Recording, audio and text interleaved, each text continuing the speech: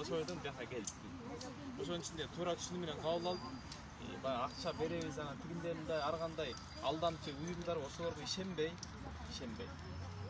Туура так мындай айтканда маалыматты жакшы билиңиздер. Мени бирөө жаман деп сразу билиңиздер, сураңыздар. Кандай киши эмне кылат деп.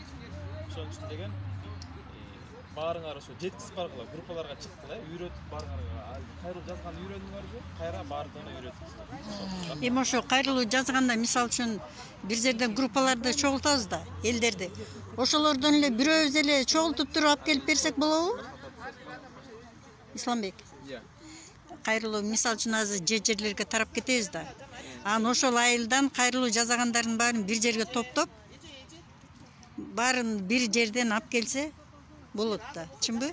Ар бир киши бирден кайрылууну бияка көтөрүп келе албайт да. Ошондой колдон келсе, мисалы бир кишиге деген арзан болот да. Туурабы? Ооба.